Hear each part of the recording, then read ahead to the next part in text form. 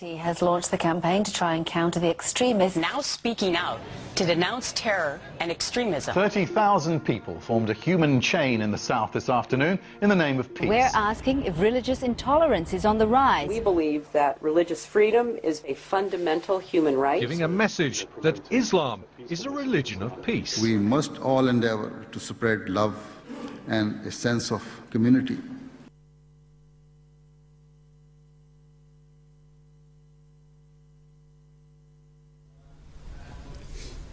In the name of God, the gracious, the merciful, may the peace and open blessings of Almighty God be upon you. Welcome to this, the 6th episode of Press Point. Today we're talking about World War III, and we're asking the simple question of, is the world facing a global catastrophe in terms of a nuclear thermal war, in terms of World War III, and we're looking at 3 different issues. Firstly, the issue of economic instability around the world.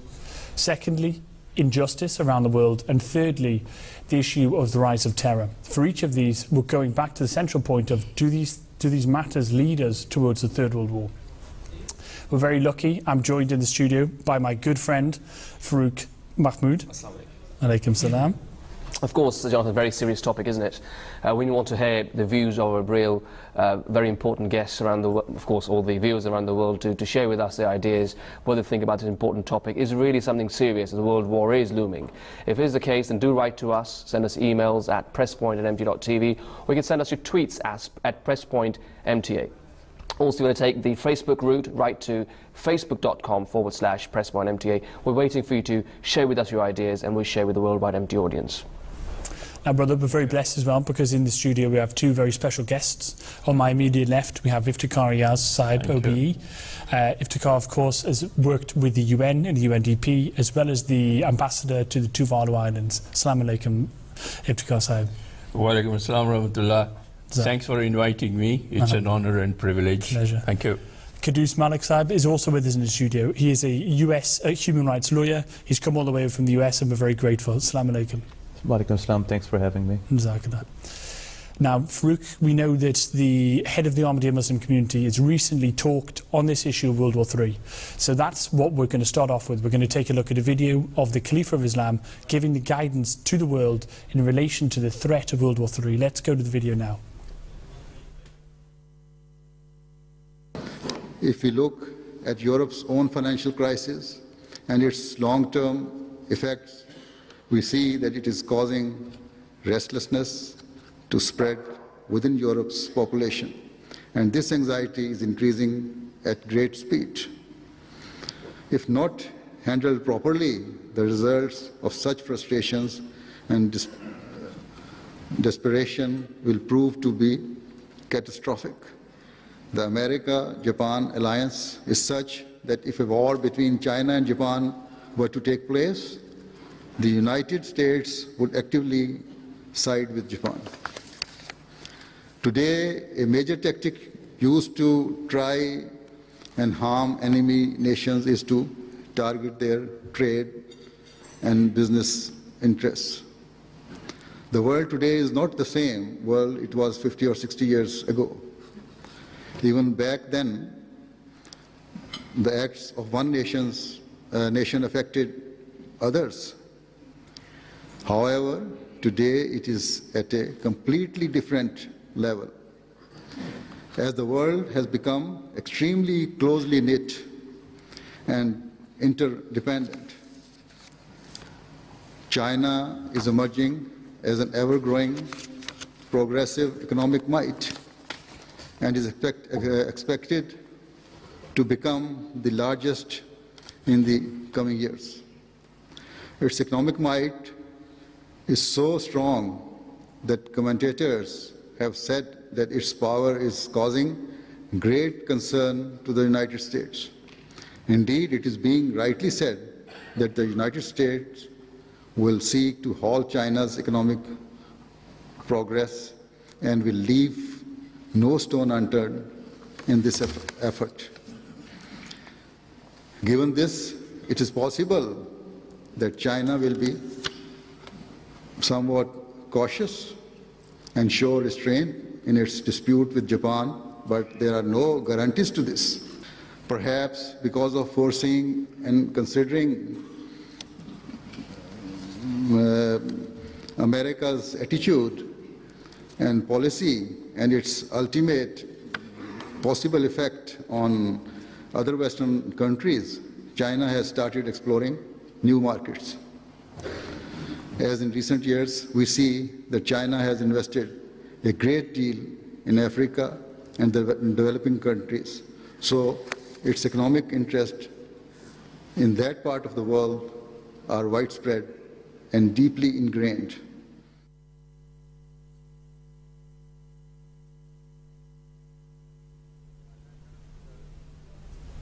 So, Farouk, I believe you've been taking a look online to give us some online information, some research about the economic crisis. What have you got?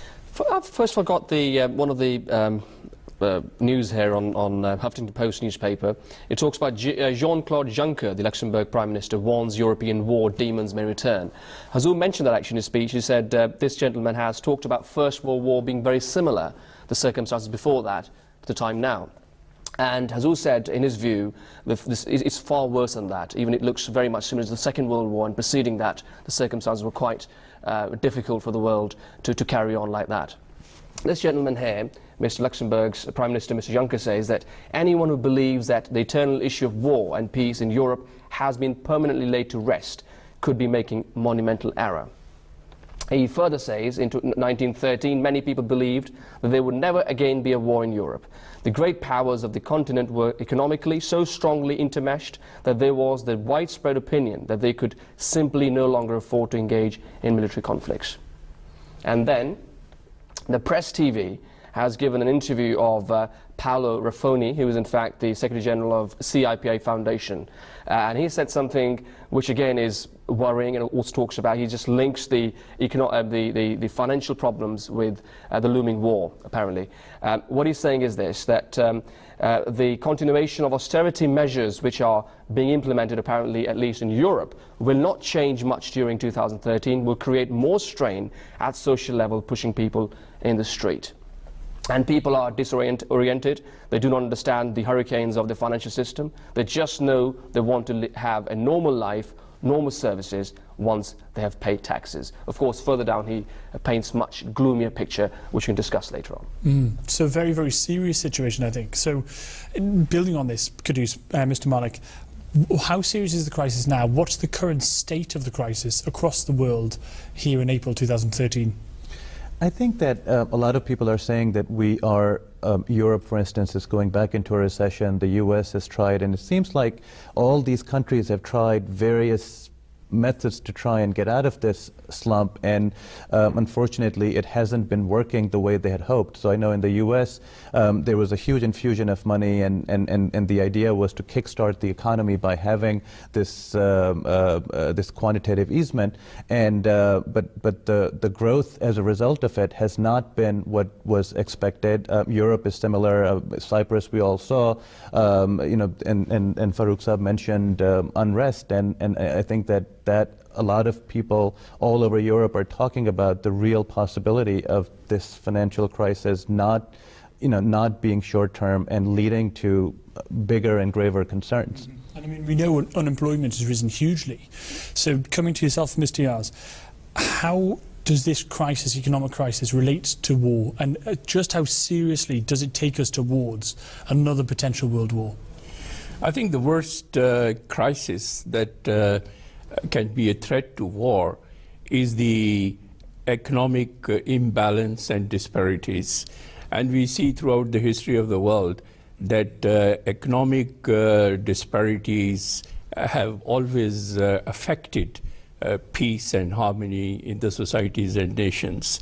We find that the main cause of the First World War was the emergence of Germany as a superpower in Europe, and the intentions of Germany to take over the rest of Europe and the world. And the same thing happened during the Second World War as well.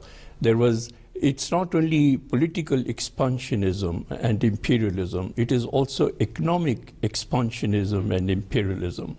And that is what you find in the world of today, that the greatest rivalry between the big powers is the economic rivalry. As Hazur mentioned in his address as well, the China's passion for economic expansionism. They're reaching out into the corners of Africa and elsewhere. I mean, they have even penetrated their economic interests into America and the whole of Western Europe, and you can't think of a country where China's trade and commerce is not affecting their own economy. So the question, actually, Iftikar's mentioned it, and I know you're from the US. I mean, this is a key point of China's increasing economic dominance. To what extent is this pushing greater volatility of the US government, the mindset of the US government, in terms of actions that may take us closer to a third world war, just as Ifthikar Sahab has mentioned there? I think that's a very interesting dynamic between China and the US. And recently, this was a couple of years ago, I think it was in the New York Times, they talked about how during bilateral talks and meetings and financial summits, the Chinese now have started to tell the US that you're doing this wrong, you need to do it this way. And the US is not used to being told how to do certain things, but it's just the power shift and the imbalance that's been created. You know, China is a huge economy. The US is struggling to grow at maybe 1.5% per year, whereas China is growing at 9% every year, and they have bought a lot of the treasury bonds. So China is now in a position to dictate, and obviously nobody in the US likes the fact that they have now financially, economically, they've become so weak that the country like China that they were so dismissive of until 10 years ago is now in a position to dictate terms. And obviously they wouldn't say that outright, but it is a concern that's obviously developing. So how do you find similarities between the times before the First World War and the Second World War, the days we're going through now? I think that there are a lot of similarities, and there are people like Ben Bernanke and a lot of there are economic similarities, there are political similarities, there's an ideological threat. So if you look at all these different variables that led to conflicts in the past, major wars, a lot of those variables we see them now on the horizons, and they're really a serious concern. So for instance, I mean, you can focus on any one of them, but currency wars is one way. I mean, in the Second World War, in the interwar period, there was this sense of Germany being undone by the treaty and feeling that they were not treated justly, and a lot of these, England was one of them. They had to give up the gold standard, and they went to a way to devalue their currency so that they can be more competitive, and that led other countries to do that. So that's something very similar that we're seeing today. I mean, Japan and the U.S. or some people say that quantitative easement was a way for the U.S. it's an aspect of currency war. So there are a lot of different elements that you can find, and if you look deeply, you will find that they're parallel. And Hazur mentioned it in his in the Peace Symposium address as well. Yes. Also, we actually were lucky enough to have interviewed your countryman, of course, Gerald Celente, who's a leading forecaster of the trends in the world. He spoke to us at length, and he painted a picture I think was quite grim. So let's have a look what he said. Right, we're joined here by Gerald Celente, the publisher of the Trends Journal and director of the Trends Research Institute. He's an American trend forecaster who makes forecasts about the global financial markets and other events of historical importance. We welcome you on the show, Mr. Celente. Well, thank you, Farouk. Right, 3 or 4 years ago you had said Wall Street controls our financial lives, the media manipulates our minds. To some it might sound a bit radical of a statement, but in the light of the recent performance of stock markets, for example, it seems like that they're doing pretty fine. We've seen record highs in the stock market. Unemployment in America has gone down to 7.2%. They're saying recession is over, at least in the US. Things seem to be improving generally. Do you think the recovery is real? No, I don't. When you look at the jobs that were lost since the Great Recession began in 2008, they were mostly middle wage income jobs. That's a fact. The other fact is that the jobs that have been created since are mostly low-paying jobs. The other fact is the numbers that you just mentioned. For example, last month, yes, they created some 88,000 jobs, but also nearly 500,000 people fell out of the workforce. Right. And once you're out of the workforce and you're no longer looking for jobs, in the United States, you're no longer counted as unemployed. That's interesting. So we see contrasting approaches to resolve these economic problems. Now, there are huge austerity measures in place in the UK by the coalition government. On the other hand, we see that in the US, they're printing loads of money to jumpstart the economy. Which approach, in your view, is better? I mean, quantitative easing or austerity? What's worse, a bullet in the heart or hanging? So what do you do then? So that's the two choices. And on one hand, then you look at the quantitative easing. All that is a debate is a debasement of our currency. And what they're doing is they're taking our money, just like in Europe with the austerity measures, and giving it to the banks. They're giving our future to the banks. Where do you think this quantitative easing is going? It's going into the bankers' pockets. No, so that's a predicament now, isn't it? So you're saying both are wrong then. So what do we do? Well, what you do is you go back to when did it work before? What's the measurement you could start with? So when you look at the United States, it's quite simple. After the crash of 1929 and the Great Depression ensued, they put in place the Glass-Steagall Act, which prevented the banks from becoming the criminal operations that they've now become. But that, of course, was deregulated, beginning under Bill Clinton in earnest, and then kept becoming worse and worse. So you put those things back in place that worked before. We used to have trade agreements that used to allow people in this country to earn a living wage. But no, they've taken not only our manufacturing and put it offshore, along with it, they sold our technology and our brain power. So you have to go back to the way things worked before.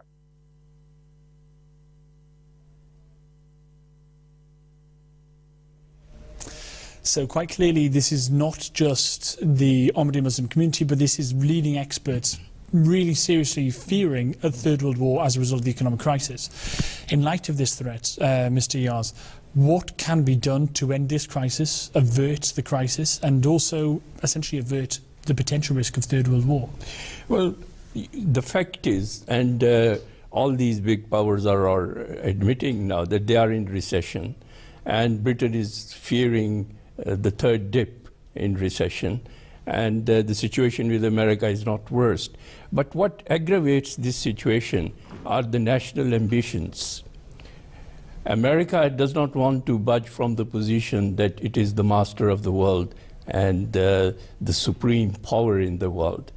Instead of understanding the tactics of economy and learning from China, which is now the best economy in the world at the moment, they are going on a path of confrontation and rivalry. But Islam, as Hazrat Amirul Mumineen, the head of the Ahmadiyya Muslim community, very, very clearly mentioned in his address on the 23rd of March, that if they really want to get out of this, they have to appreciate that there are 4 pillars on which harmony and coordination and consultation and cooperation can be based. And he said that according to Islam, those 4 pillars are peace, tolerance, justice, and compassion. He said if these big powers will have those 4 basic values, then they will be able to get onto the path of real justice and integrity, and also be faithful to the truth. That is, not try to hide the truth because of protecting their nationalism and because of protecting their national ambitions. So I think the Khalifa of the Ahmadiyya Muslim community, the head of the Ahmadiyya Muslim community, was very, very clear in showing the world the path forward in order to get out of this crisis and get onto the path of real peace and prosperity. So I guess this is the central path that we know, 4 central principles given to us by the head of the Ahmadiyya Muslim community. To what extent is the world actually managing to fulfil this? International governance, as well as financial institutions, how well are they actually managing to implement this guidance? It seems like they're not managing it well at all. If you just look at the financial crisis, I mean, the governor of the Bank of England, and this is just one example of many, he has repeatedly said that there are some serious systemic flaws that we have not even begun to address. And this crisis started in 2008. So this is 5 years later, and somebody with the prestige and with, you know, somebody who's the leading policymaker for the UK has said this. IMF stability report just last week in New York, they talked about it, and the head of the IMF said that all of these issues, I mean, these are very, very short-sighted band-aids that we are trying to put on the situation, and you know, it seems like they don't even understand what the real core of the issue is. And how can you begin to address that until you have had that conversation? And the reason that conversation isn't happening is because people are not that decision-making that requires, as Hazrat Khalifatul Masih has said, and as Ayaz Sahib was pointing out, that people are being driven by their vested interests. If you're the head of a large financial institution, you may not necessarily be concerned about what happens to the masses or what happens to the economy, as long as you are getting your bonuses. And that's the one thing that we all can tell, that the bonuses have not gone down on Wall Street or in the UK. Everything else has. I think if I understand the point correctly, for example, it's essentially a choice of confrontation or cooperation. What have we been getting online from our tweets? Views are very interesting topic, and they've been sending in all these emails and tweets quite regularly. Every other second email or tweet coming through. Let me just read two of them. Tahmina R says, the main factors disrupting peace are greed of wealth and power, intolerance, and the growing lack of spirituality, she says. And also we've got Afzi, who says, restlessness, grudge, money, intolerance, negligence to God's existence are a fraction of factors disrupting world peace today. And also looking at some top economists of the world who've actually given some advice regarding the forecast of war linked with the global unrest in the economic situation. Let me just read a few of those by Kyle Bass, which is mentioned on Washington blog. He says that all too often war is a manifestation of simple economic entropy played to its logical conclusion. We believe that war is an inevitable consequence of the current global economic situation. Larry Edelson says that I'm certainly not the first person to examine these very distinctive patterns in history. There have been many before me, notably Raymond Wheeler, who published the most authoritative chronicle of war ever, covering a period of 2,600 years of data. However, there are very few people, he says, who are willing to even discuss the issue right now. And based on what I'm seeing, the implications could be absolutely huge in 2013. And then Nouriel Roubini, in fact, another researcher and an economist in America, was brought up in Turkey. And he says that in the 1930s, because we made a major policy mistake, we went through financial instability, defaults, currency devaluations, printing money, capital controls, trade wars, populism, a bunch of radical, he says, populist, aggressive regimes coming to power from Germany to Italy to Spain to Japan, and then we ended up with World War II. Now, I'm not predicting, he says, World War III, but seriously, if there was a global financial crisis after the first one, then we go into depression. The political and social instability in Europe and other advanced economies is going to become extremely severe. And lastly, for the time being, billionaire investor Jim Rogers says a continuation of bailouts in Europe could ultimately spark another world war. He further says, add debt, the situation gets worse, and eventually it just collapses. Then everybody is looking for scapegoats, politicians blame foreigners, and we are in the World War II or World War whatever, he says. So I think it's very interesting that our online tweets, our international economic experts, as well as that of the Ahmadiyya Muslim community, are almost in consensus that if we continue on this path, there is really only one logical conclusion, which is a reproduction of world war, which is a truly terrifying prospect, I think. You find that, you know, after the political ambitions to prove to the world that a certain country is the best and the most powerful, now the tendency has been during the last decade to to be recognized as a supreme power through economic advancement and all that. And you find that this is what has been happening in Europe as well. Germany has been trying to show itself as the supreme economic power in the European Union zone.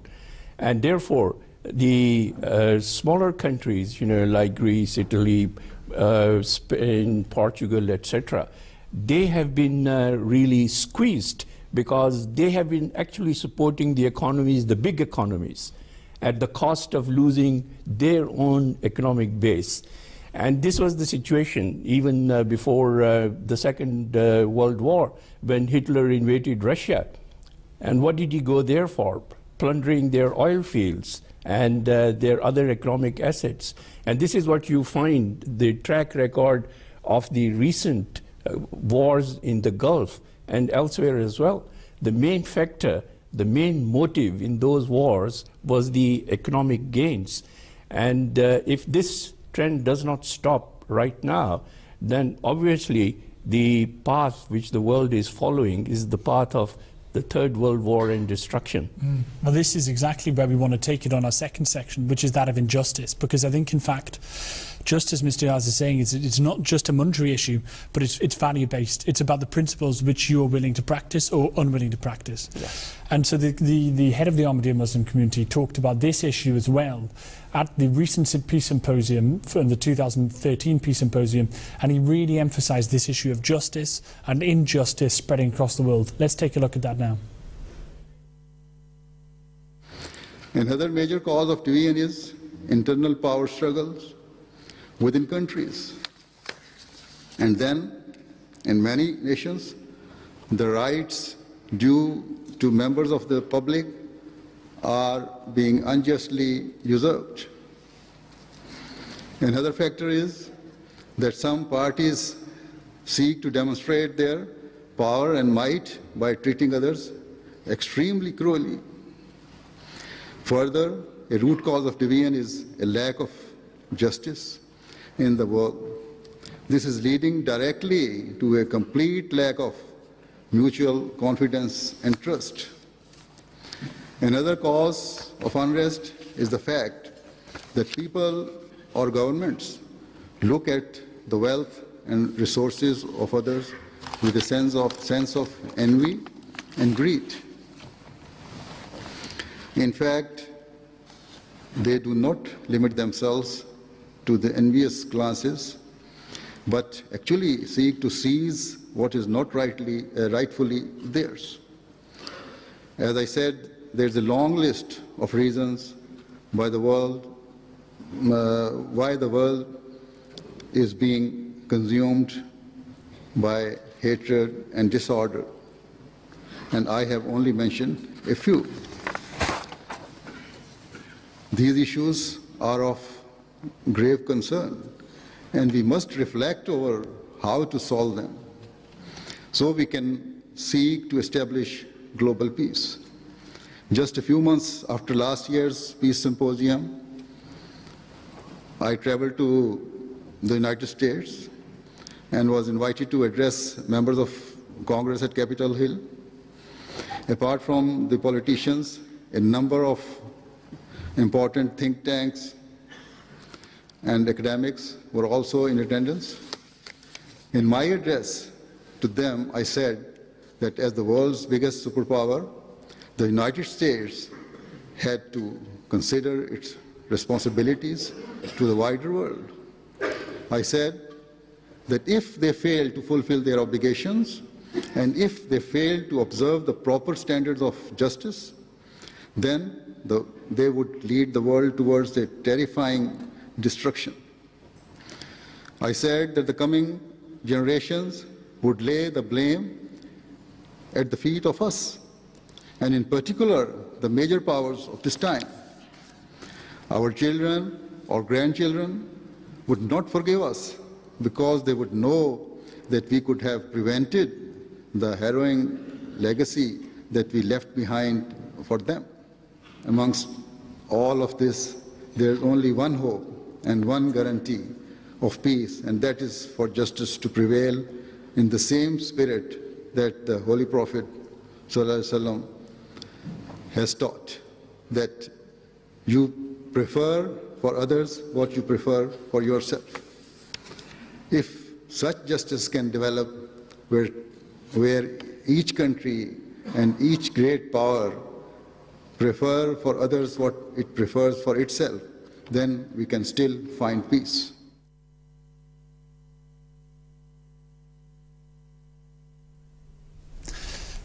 Mr. Ayaz, the head of the Ahmadi Muslim community has made very clear that a massive problem here in relation to World War III is a complete absence of justice in so much of the international relations which are taking place at the moment. Can I go to you and say, what is the current state of global injustice around the world, and to what extent are we managing to fulfill the principles of justice in international relations? Well, I think if we soberly analyze the present scenario and situation of the world, the major and most important ingredient that is missing is justice. And Huzur very passionately has been drawing the attention of the world to this failure. He addressed the Capitol Hill, he addressed the European Union, and now more recently, just as we have heard, he addressed again the Peace Symposium in London on the 23rd of March. And he's again drawing the attention of the world to this very, very important responsibility. And he has said that there are two important factors without which the countries cannot maintain or sustain justice. And they are integrity and faithful to the truth. They have to be absolutely truthful in everything that they do, and they have to show that they have a status, a good understanding of integrity. And integrity means that you do not have a double standard. You deal with one country in one way, and you deal with another country in another way. As you find that there are several conflicts in the world today where such a practice is going on. They are being treated, very differently by the big powers, because the big powers treat one country where they have their interest in a different way differently, and another country in a different way. For example, that's a very good point. For example, the big issue, about North Korea turning nuclear. Now, there are so many other countries. For example, has America or any other power ever questioned the nuclear status of Israel? And this is actually a point which I think Mr. Ayaz has drawn us right to the crux of it, which essentially you've mentioned integrity, faithfulness to the truth. And apologies to cut you off there, Mr. Ayaz, but in particular, I mean, Mr. Malik, drawing on what Mr. Ayaz is mentioned here, to what extent, for example, let's take an example of the Korea situation. A lot of people are talking about Korea at the moment. To what extent is the root cause of this problem just what Mr. Ayaz has mentioned here, an absence of injustice? Would you say? Absolutely, and I think that the whether it's the North Korea issue, South Korea issue, whether it's the issue in Syria, and I think that another point that I think that Huzur has made repeatedly is that when sometimes we tend to focus on the injustices that we are suffering. So North Korea may come to you and say that, well, this is an injustice that we are not being allowed to make a nuclear weapon because X, Y, and Z have it. But I think Hassab has been very careful in drawing your attention to and using Quranic teachings and the teachings of Islam that justice is a two-way stream. And if you're not, so if the dynasty of Kim Jong-il and Kim Jong-un are not treating North Koreans justly, that also leads to a wider problem that we are facing today. Before I was leaving for the US, for the UK, on the airport, CNN had a screenshot saying that intel sources, North Korea at the brink of launching a nuclear strike. So that is, and that is a threat that is so real, and those missiles can reach all the way to the U.S. And part of it is that I think that the U.S. and North Koreans, they need to evaluate whether this is power politics or this is based on justice. What are the needs of the North Koreans that can be met without giving them handouts that you show on TV in the US and saying that we are feeding these people who are hungry, and it's very humiliating and demeaning. So you need to build build self-respect. It's about building of self-respect, and I guess returning to these core principles which have been mentioned. Now, we have one of your brothers from your home country back in the US online now on Skype. So, Mr. Amjad Khan, we've heard from Mr. Malik and Mr. Ayaz that essentially this is, again, an issue of values and principles being played out very badly on the international arena. Let me ask you, in light of your experience, of course, you are a US attorney working again in the areas of international law and human rights. To what extent, what are the root causes of these global injustices which are taking place all around the world? In your eyes, what's going right to the core? What's happening here? Assalamu alaikum. What's happening here is, as was discussed, there are two principles of governance in Islam: amanat, trust, and adl, justice. And both principles are being violated by many nations in the world. Really, there's nations are betraying their contractual commitments, their trade commitments, various treaties. There's issues of perfidy, treachery. These are what are causing the unrest and global instability. You know, there's another really salient and important factor here as well, and that is access to justice. There is, of course, injustice as between nations, but there's also an issue of injustice within nations. And the World Justice Project did a study on access to justice, and the findings were quite startling. For example, the United States, which one would think would have a higher index, a higher score for access to justice, ranks in the bottom 20% of wealthy nations. So really there's a problem internally as well as respect to access to justice, and that affects and shapes the lack of honoring one's contractual commitments abroad. So this is a serious issue, and we see that injustice is prevailing throughout. And until and unless these two principles are adhered to, amanat and adl, truly and absolutely, we will continue to see this downward spiral. Key point. I mean, let's take another example. Let's say, for example, the head of the Ahmadiyya Muslim community has referred very heavily to the issue of the Japan-China island dispute. Practically speaking, how can we apply these principles? If I may come to yourself, Mr. Yasab, because, I mean, obviously this is something which you would have had to look at in the UN and in relation to international affairs. How can these countries take heed from the head of the Ahmadiyya Muslim community to help them to solve a crisis such as the Japan-China island dispute, for example? I think what's very important, the message that is coming out from the head of the Ahmadiyya Muslim community is that the concept of justice in Islam is very wholesome. It applies to every field of human life. It's politics, it's economics, and everything. And you find that wherever it is undermined, you know, I mean, it's very specifically mentioned in the Holy Quran, وَإِذْ قُلْتُمْ فَاضِلُوا, that whenever, you know, you say something, you have to be very truthful and very just to it. And you find that this crisis has been going on in the inflammable triangle of Korea, Japan, and China for many, many years. It's going back into even before the First World War. And China's relationship, very special relationship with Korea, is part of history. And these recent issues, you know, which have created a conflicting situation between Japan and China related to a couple of islands, which actually were owned by China in the past, you know, and because of the geographical changes on account of the wars in the peninsula, they were taken over by Japan.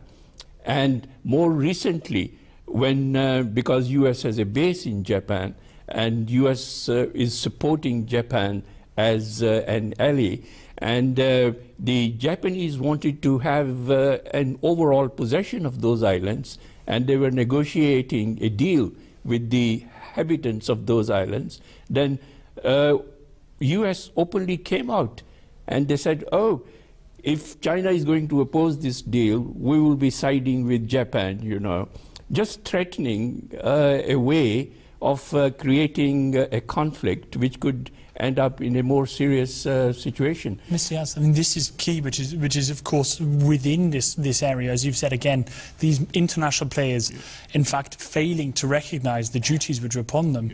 Building on what Mr. Ayaz has said, Mr. Malik, to what extent would, for example, a situation like this, what are the real risks of World War III spiralling from these apparently minor situations, but potentially acting as a spark for a wider conflict?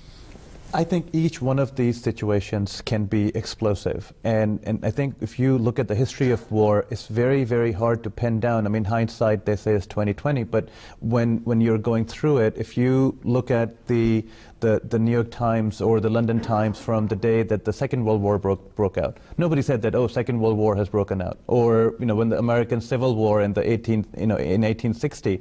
So a lot of this is that these issues are there, and they're used by countries to settle their scores, and as we discussed earlier, the whole economic dimension to this is playing a role. I mean, China and Japan, is Japan threatened by China's rise? Is it really about this island, or is it about the underlying relationship of and the control or the sphere of influence that Japan wants to maintain?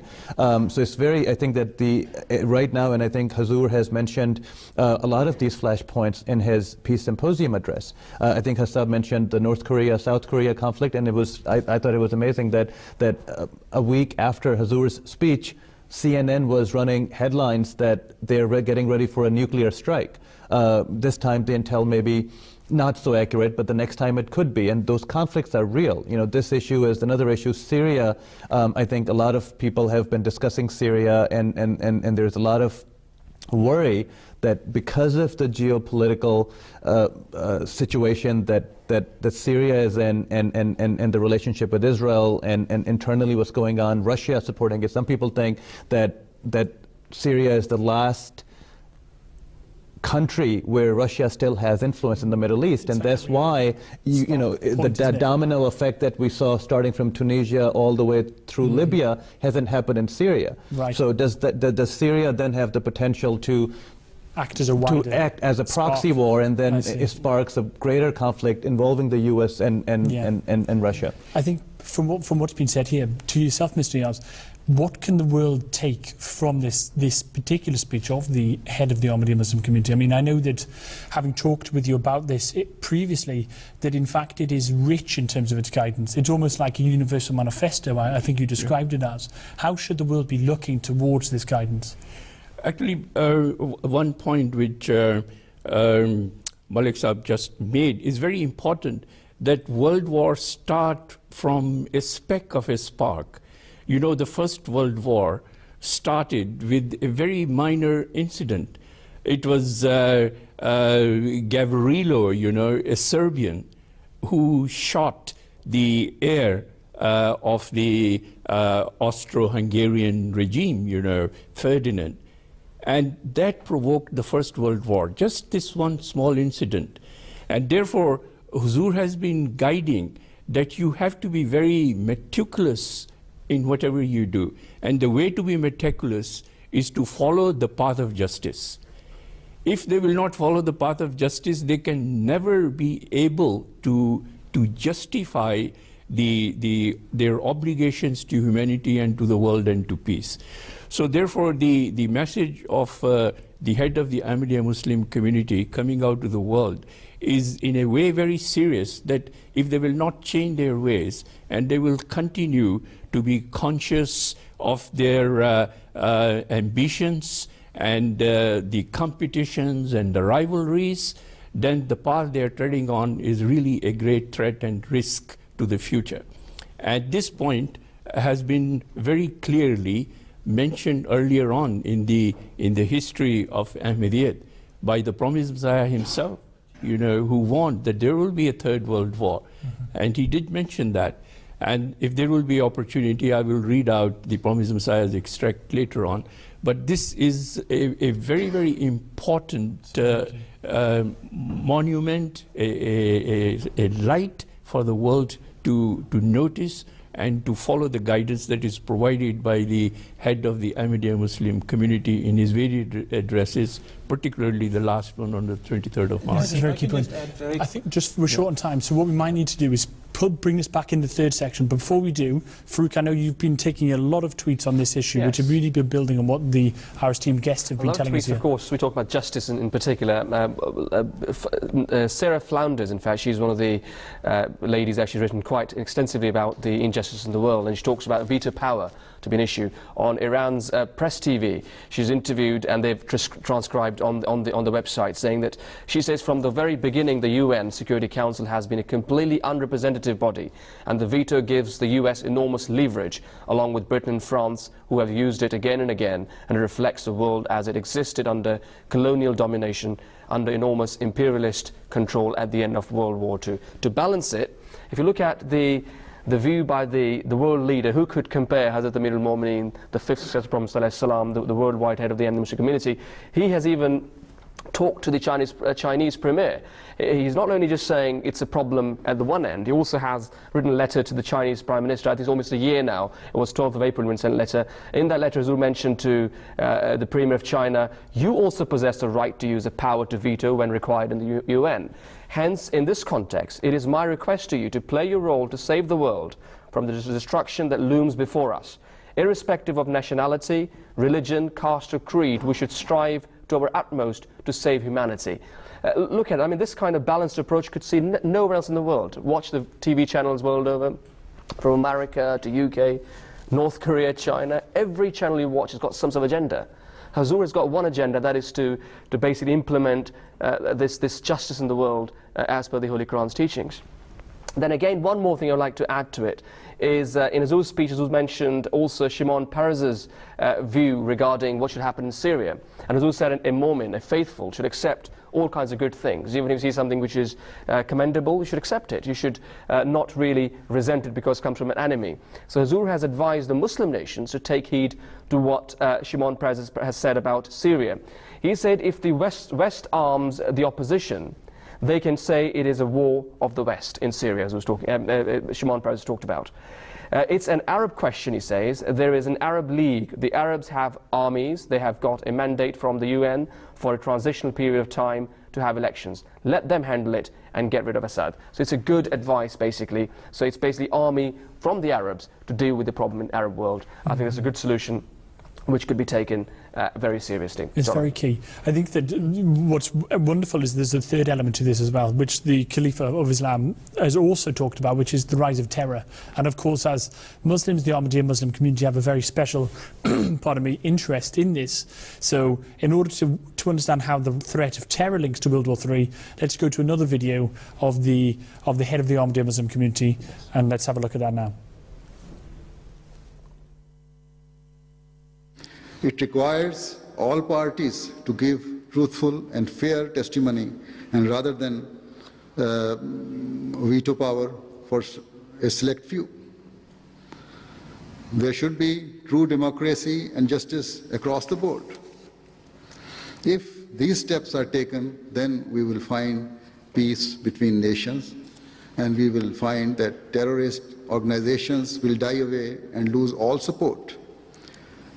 Until recently, the main terrorist groups were based in Afghanistan or Pakistan, but in the past few years, we have seen that they have also emerged in some African countries and elsewhere. But if true peace through justice prevails, then certainly the members of the general public will stand up and forcefully reject extremism, and so terrorist organizations will die away.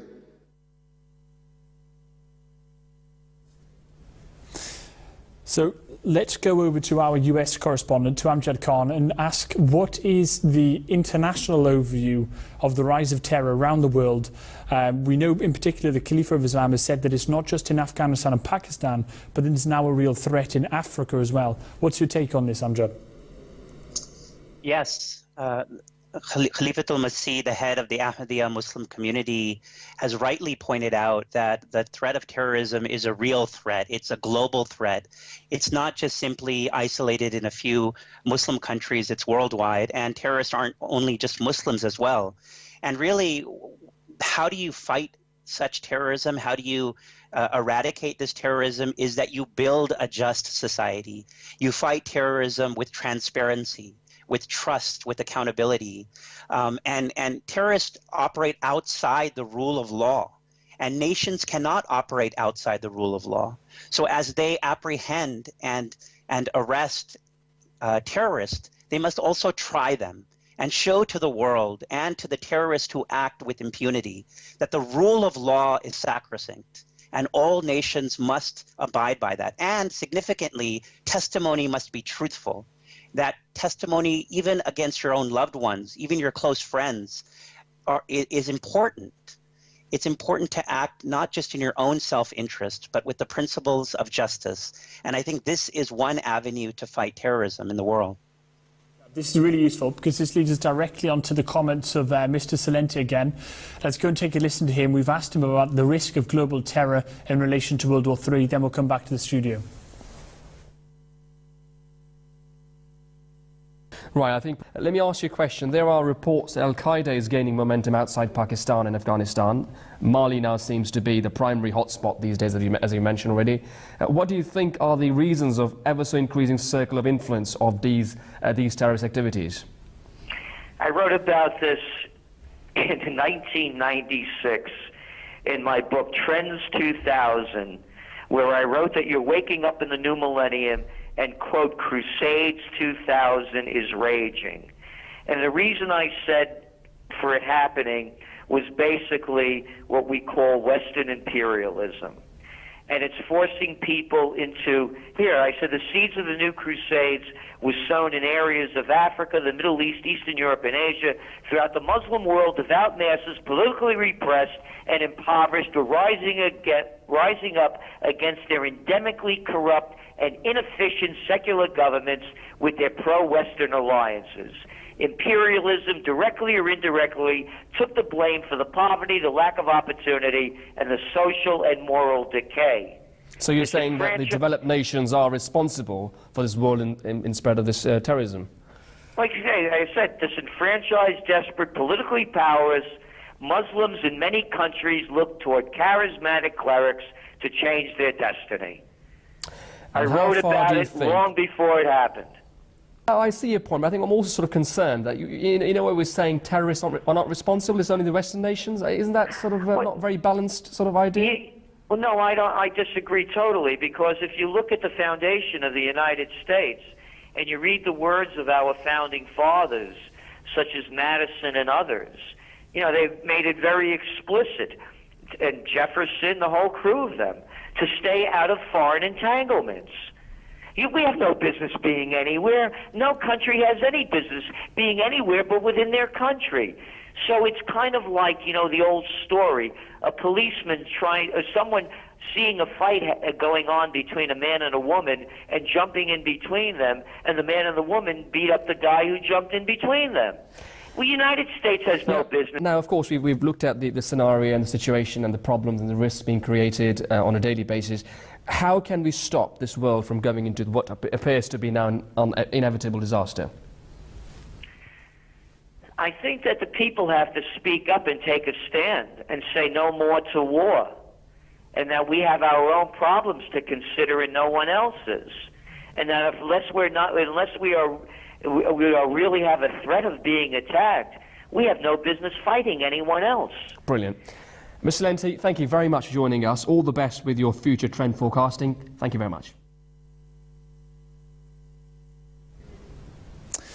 Mr. Malik, I mean, we've heard there that Mr. Celente has talked very strongly of Western imperialism. What's your take on this? What are the root causes of terrorism?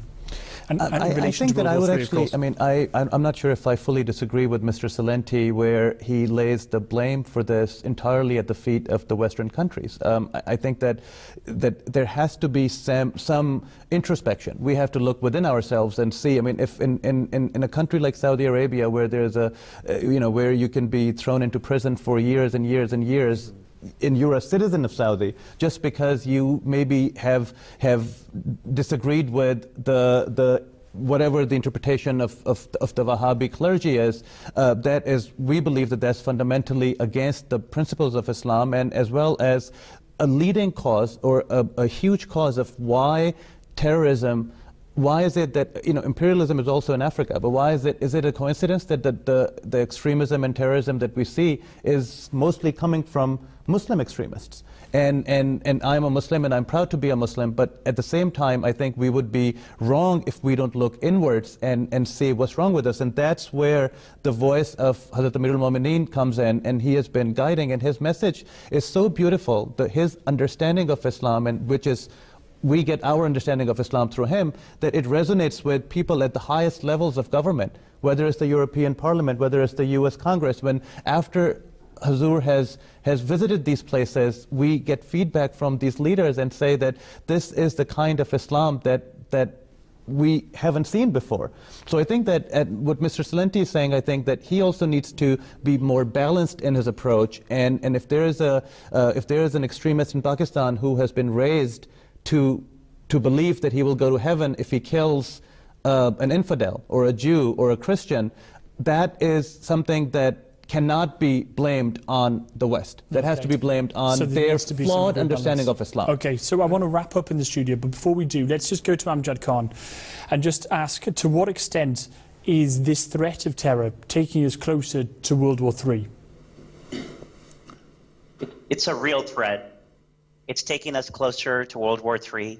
And as Khalifatul Masih, the head of the Ahmadiyya Muslim community, has stressed, these are real concerns. There are real obligations that flow for both ways. Stronger and weaker nations have commensurate responsibilities. No nation is above the rule of law. And so we must understand and stress that global justice, the rule of law, trust, these are principles that must guide all the relations between nations, not just Western nations, not just Eastern nations. Everyone has roles and responsibilities that they must adhere to. Thank you very much, Amjad. Now, we're coming back into the studio. Ifthikar, Mr. Yazab, to what extent, we've heard the Khalifa of Islam giving us some very, very clear guidance in terms of truth and democracy. We only have about a minute left on the show, but in terms of moving forwards, how can we combat terror through these principles before moving to Mr. Malik, sir?